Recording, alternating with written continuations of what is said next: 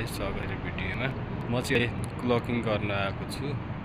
अहिले लगभग राति 3 बजिसकेको छ। लगभग हामीलाई क्लकिङ गर्न 2 देखि 3 घण्टा जति लाग्छ। टोटल 38 पोइन्ट छ। धेरै हिँड्नुपर्छ, 2-2.5 घण्टासम्म हिँड्ने गर्नुपर्छ।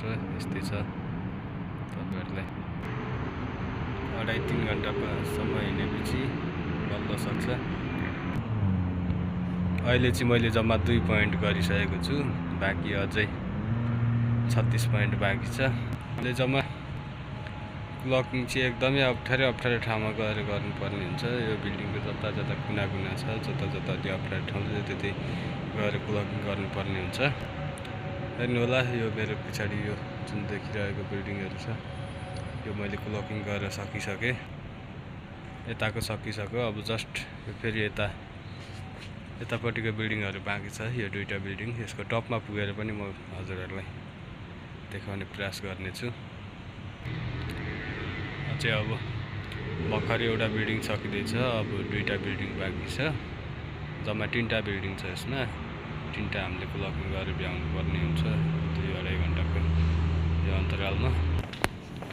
यस्तो फटाफट हिँड्ने हो। अलिकति छिटै सकियो भने चाहिँ यसो सुत्न पाइन्छ। त्यही भएर यस्तरी हान्ने हो। अहिले चाहिँ यो पार्किङ एरियामा आइरहेको छु। यो एरिया घुमेर फेरि माथितिर जानुपर्छ। फाइनली म चाहिँ अहिले लगभग 38औं